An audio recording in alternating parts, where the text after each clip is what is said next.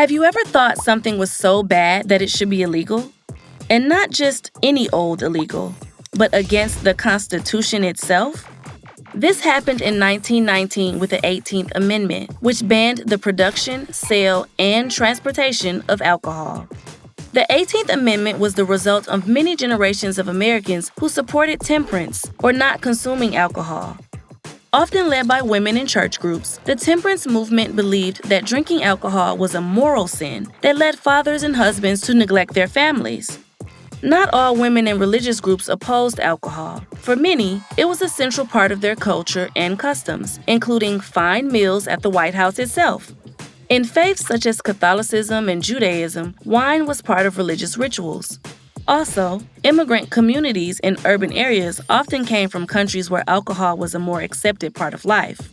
Traditionally, the states regulated the health and morals of their citizens as part of the police powers reserved by the 10th Amendment. The states had the power to ban alcohol altogether, but people would cross state lines from one that outlawed alcohol to one that did not. So Congress proposed the 18th Amendment, ratified by the states in 1919, which prohibited the production, sale, and transportation of alcohol across the United States.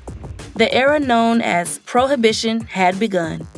People still drank alcohol, though. They just couldn't do it publicly or legally. So an illegal trade sprang up, often involving violence and corruption. After 14 years, the 21st Amendment ended Prohibition in 1933, in the midst of the Great Depression. Americans thought bringing back alcohol would bring back jobs, but they also saw the other cost to society of a law that was widely broken. Gangsters used violence to enforce their illegal trade in alcohol, and they bribed public officials to look the other way. The 18th Amendment is the only constitutional amendment that has been repealed or taken back. To do this, Congress had to choose a different method of ratification by the states under Article 5 of the Constitution. Because temperance supporters still controlled many states' legislatures, Congress called for special state conventions to approve the 21st Amendment. States and local governments can still ban alcohol if they want, but the U.S. government does not. What lessons about Prohibition and its repeal do you think apply today?